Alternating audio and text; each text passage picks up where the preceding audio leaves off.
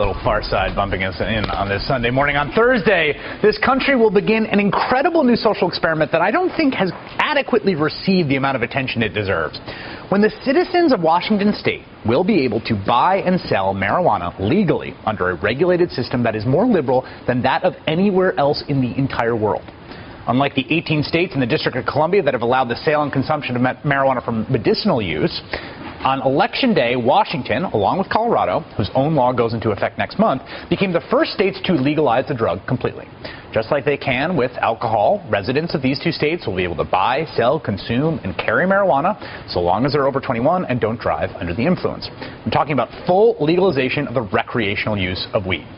So now the conversation switches from what this law would look like in the abstract to how to actually manage it. In Washington, the law establishes a one-year period to develop rules and a licensing system for marijuana production and sale. The state's Liquor Control Board, which will regulate the sale of marijuana, says it has little insight into what to do. Things aren't as complicated in Colorado, where a tightly regulated commercial medical marijuana market is already in place. The Department of Revenue, which will oversee the sale of marijuana in that state, will likely build on the already existing medicinal model. Not only will marijuana be regulated in these states, it will also be taxed. Indeed, the promise of this new source of revenue was a major selling point to voters. In Washington, the state will tax marijuana at the massive rate of 25%, 3 different times in the chain from production to consumer, which is estimated to generate a whopping $600 million a year. Revenue projections in Colorado are just a tenth of that. Of course, since none of this has been done before, no one knows how accurate the estimates are, but we're all about to find out.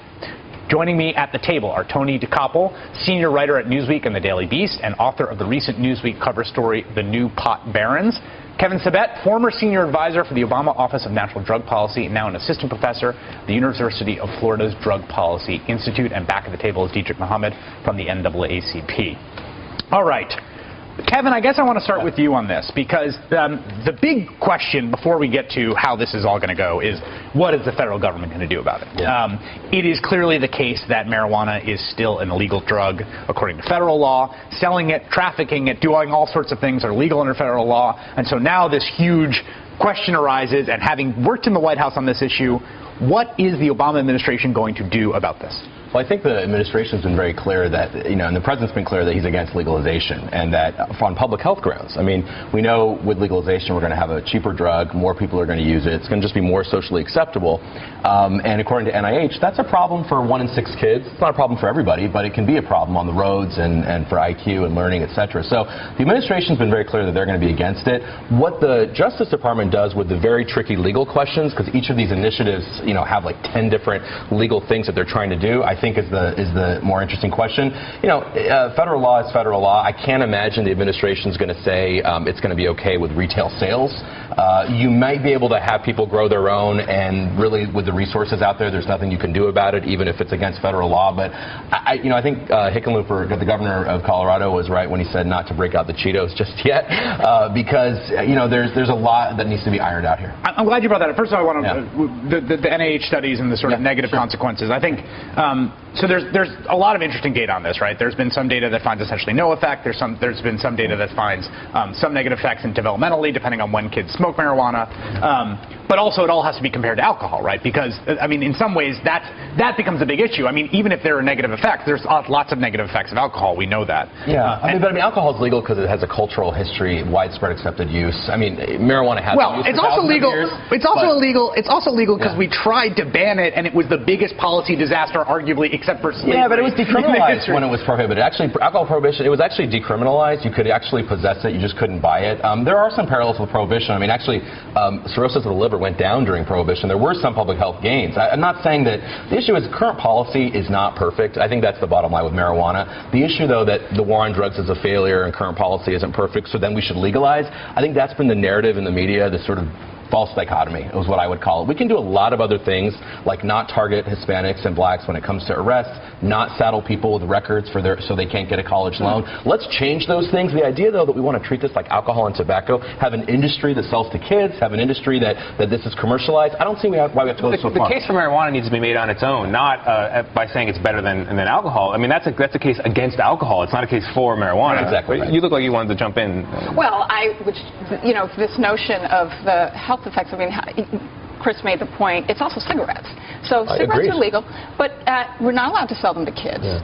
We regulate them in ways. The government actually recovers 66% of the profits on a pack of cigarettes, and we regulate. Now, I don't want my kids smoking cigarettes, and we've made it illegal. So I think you're right. I think the way this is going to happen is that states are going to start innovating as they are, and eventually that's going to put pressure. For every dollar in cigarette for every dollar we get in cigarette or alcohol taxes, we spend 10 in social costs. I'm not equating marijuana with cigarettes in those ways, but we have to look at that. But actually what we've done by making it harder to smoke in public places and by increasing the cost of cigarettes through taxation is that we've actually seen a great reduction in the take-up of cigarettes by young people. A quarter of Americans so we have actually had, so we've actually impacted attitudes and behaviors.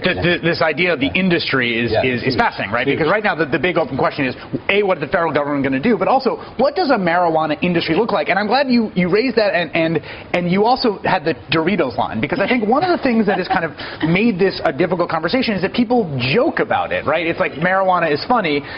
This is when we come back, President Obama at a town hall when he's making his argument not in favor of legalizing marijuana in 2009. We're going to see that clip, and then you're going to talk about what the marijuana industry looks like and what its future is after this break. I have to say that there was one question that was voted on that ranked fairly high, and that was whether legalizing marijuana would improve the economy and job creation. And I don't know what this says about the online audience, but I just want... I don't want people to think that this was a fairly popular question. We want to make sure that it was answered. The answer is no. I don't think that is a good strategy to grow our economy. President Barack Obama, formerly of the Choom Gang, joking about marijuana legalization. Tony, one of the things that's great about your reporting, which I just want to plug for everyone, has been phenomenal on this, and everyone should read it. They should also read the reporting from Ryan Grimm and his great book. Is that it's not that we are in the process now of migrating from the, let's say, the Choom Gang and Doritos era to the sort of industrialized era, the professional era. What does that look like on the ground in these states? Okay, so Colorado, which is where I focus most of my reporting, has the only for-profit marijuana market in the world currently, from wholesale straight through to the stores with the retail model. You need a doctor's recommendation, easy to get. So it's basically what Washington State is going to set up, only now. And it's Big Brother. I mean, the regulations are incredibly tight. 280 pages of notes, cameras in every room, badges for every employee, little tags on every single plant. So you have to account for everything, every leaf, every stem. There's no diversion. And I think if you did a cut and paste of the Colorado model and put it into play in Washington State, you would have a really good basis for what many people think will be the future of marijuana legalization. But to your point, there is an interesting clash of cultures, because all these big businesses that are now profiting in Colorado, all the talent is de facto talent developed under Prohibition, right? So you have the morning commute is guys in suits walking into buildings, and right behind them is guys in sweatpants and like the spiderweb pattern caps and Dorito dust on their fingers. Right. It's stoners and investors side by side, and that will change eventually, but not for the near term. Yeah, and what we've seen actually is that as recently as the 70s, when we were sort of going on the path to decriminalization at that time as well, the tobacco companies, we have evidence that they were actually interested in getting into this issue. There's a consultant's report to Brown and Williamson in mid-70s that said, we have the fields to grow it, we have the tractors to roll it, we're ready to go. We have trademarks of marijuana that we could easily transfer to be legal trademarks if we have legalized marijuana. So I think there are a lot of scary things that have been said about marijuana. Some of it unjustified, and I'm not here to justify all those things that have been said, but some of them I think are justified. And one of them, one of those issues is this issue of big industry. The idea that we're not going to have a tobacco industry targeting to kids that systematically lied for 80 years to kids, and by the way said that cigarettes are medicine and had doctors in their ads, which is a very interesting parallel. Or an alcohol industry. I mean, I worked in Washington. The alcohol industry is huge. They fight every tax increase, tooth and nail. Right. And so, and they downplay. Beer ads are good because they're meant to hook kids. Right. And the idea we're not going to have this for marijuana business. So, well, I just think that I totally agree with you, and I think your earlier point about decriminalization is extremely important here, because there is a huge economic impact to criminalization in terms of the number of people who are incarcerated, their impact on their abilities to get a job afterward. So, I don't want to diminish that point, and it is a very tough issue. But I think if we look at it on the other side, there's so much social science data that shows that one of the best ways to control behavior is to find ways to limit it out in the open. I mean, this is my point about cigarette smoking and its impact on reducing young people's taking up cigarettes. And so I just think we need to look at that too. Yeah, DJ. Well, yeah, the piece I want to pick up on that Maya had mentioned is, one concern I have is that the whole question about legalization of marijuana can kind of overshadow the kind of sub-issues we're talking about. Like, 'cause I think there is a lot of important issues about the over-criminalization of drug use and the effects that it has on people. Particularly disproportionate effects it has on Black and Latino young men here in New York City, for instance. California. Absolutely. And dealing with, the actual health issues, because sometimes I think the debate is like, well, legalization, it's kind of like we were talking about earlier. It's like cutting taxes will solve all problems. Legalization could solve all problems instead of really looking at it doesn't fit on a bumper sticker. The idea, we want to create this like a health issue, but we have cancer like a health issue. Would we say if somebody has early stage cancer, like, oh, we're just going to give them a $100 fine and forget about it? No, we do an assessment. We look at if they actually have a health issue. So I think but the thing I think that's key here, right, is that like we're running the experiment now. I mean, that I think is we've been having this debate in the abstract. I mean, we're going to run this experiment. I mean, one of the things here, I think, two things. One is, what I find fascinating about the Colorado thing is that it's as much a test of setting up a new regulatory regime as it is a test of legalizing marijuana and prohibition, right? I mean, the question is there going to be a huge black market that's going to emerge? Is this going to spiral out of control? Well, I actually think there will be, and the tax projections in Washington State are really rosy, really. Those sound pretty, I got to say, I did not do a hard study, but $600 million a year sounds really high. And 25% at the retail end. I mean, if you're talking right now, ounces are going for $250, $300. That's going to come down some. But even if it's a $100 ounce at the store, a $25 tax. I mean, Canada had to repeal a cigarette tax that was $5 a pack in the 90s because of evasion. Because of evasion, right? And marijuana is already something that people know how to use on the black market. It's already a black market. So. Evasion is going to be widespread. I don't think it's going to be a tax winner. And so how are they attacking that problem? I mean, in Colorado, it sounds like that's why you call it a Big Brother regime, because they're precisely afraid of that eventuality. Yes, I mean they're attacking it by there's zero room to operate outside of the purview of of law enforcement. But it's important to note that none of the projections for the medical market in Colorado have been met.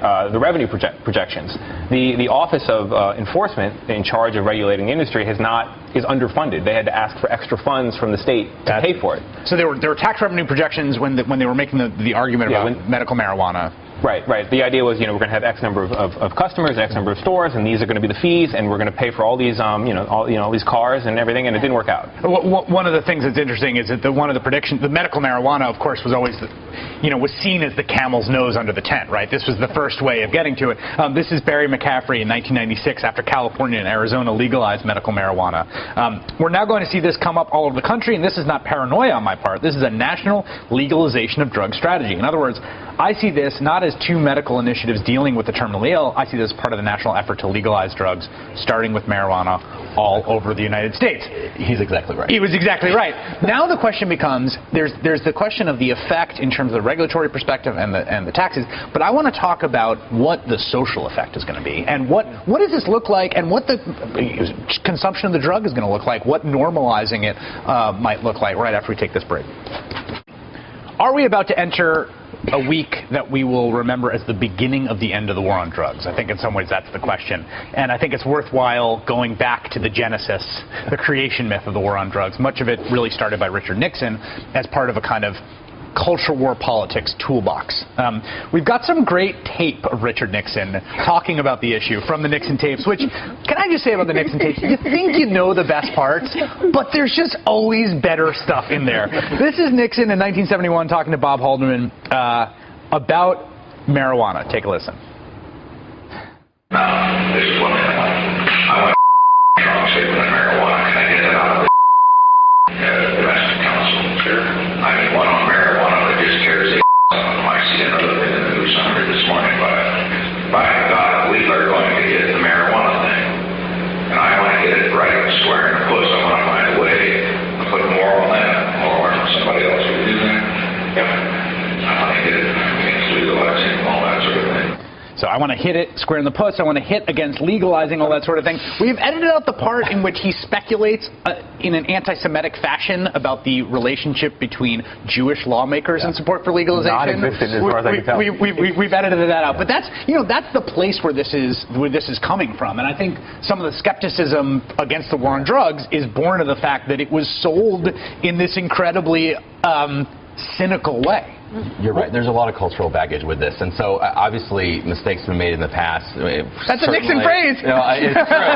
It's on purpose. Actually, you know, but instead of figuring out all this, this cultural stuff, let's just look at today. Let's look at the health. Let's look at the data, and not make. I know a lot of people have baggage from Vietnam and anti-Nixon, pro-Nixon, pro-marijuana, hippie, this and that. It's a lot of baggage that people come with, but I think it's time. I think Americans have grown up. Let's have a real conversation about this. So the real conversation is now, right? So one of the big things is consumption going to increase? I mean, are we going to see more people smoking marijuana in these states? Okay, so first of all, the United States already smokes 3 times the amount of marijuana that the rest of the world does. Is that true? It's true. We are the rate of consumption. Total or per capita? No, per capita. The percentage of Americans who smoke marijuana, 3 times the global average. Yeah, 3 times the global average. Why do we smoke so much weed? We do a lot of things at 3 times the global average.